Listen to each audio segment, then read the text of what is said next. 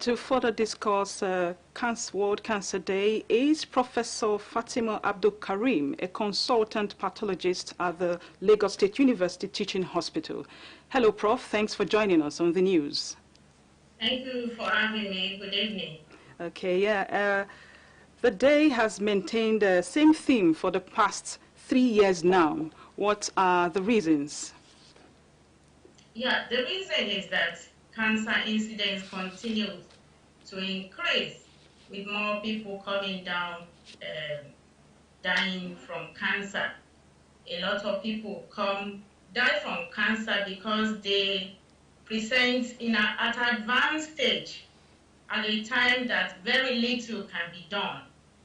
So what we want is a situation where persons who are predisposed to having cancer present early, they are diagnosed early, and they are treated early. Because if that is done, a lot of people will survive. Several cancer patients who present early are known to survive longer than even persons who do not have cancer. Also, there are a lot of acquired causes that if we manage them very well, we are going to be able to prevent many cancers. For example, about a third of cancers are caused by preventable causes, preventable factors. Some of them include smoking cigarettes, alcohol, obesity. Infection is also a major factor. Infection with hepatitis B virus is known to cause cancer of the liver. Infection with human papilloma virus is also strongly associated with cancer of the cervix. In fact, up to 90% of cancer of the cervix are associated with human papilloma virus. That is known to be sexually transmitted. And that is the reason why for cervical cancer is now considered to be a sexually transmitted disease. So if individuals know about this and they come off for screening early, they are detected early, they can be cured.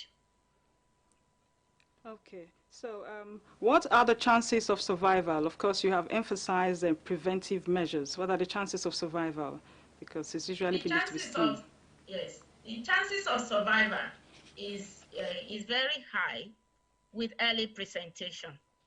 Okay, because now there's advancement in knowledge that cancers are now treated in a way that is personalized. If a person presents early, for example, cancer of the breast now, if a person presents at a time where the cancer has not even grown to be seen, to be palpable, at a time if somebody knows and goes for mammogram and is detected at that time, they don't need to remove the breast. All they would do is just to remove that part of the breast that had been affected, and then the person takes the necessary medication. And it's such that molecular tests are done to determine which drug in particular will be effective for Mrs. A and which may be different for what will be effective for Mrs. B. So when a person presents early, the chances of survival is very high. Okay, so how can cancer patients stay safe in this second wave of COVID-19? That's another, because we talk about underlying diseases being predisposing factors. Those that have underlying disease are likely to be to come down with COVID-19.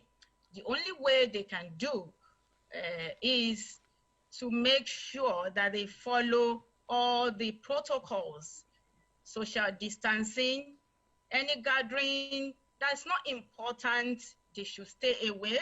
They should take wearing of their mask very seriously, go about with sanitizers, and then wash their hands as frequently as possible. And make sure that they do not allow their hands to touch their faces, because a lot of people actually wear masks, and what they wear is chin mask. They put the mask in the chin, okay? And by the time they want to put on the mask again, probably the mask already, in the inner part of the mask is already contaminated. So it is not just about wearing mask, but wearing the mask properly and making sure that the mask is not contaminated. Okay, thank you, Professor Fatima Abdul Karim, for your meaningful contribution on the news at this hour. Thank you very much. Up next is Global Tidbits with Lynn Lenike. Members of Ghanaian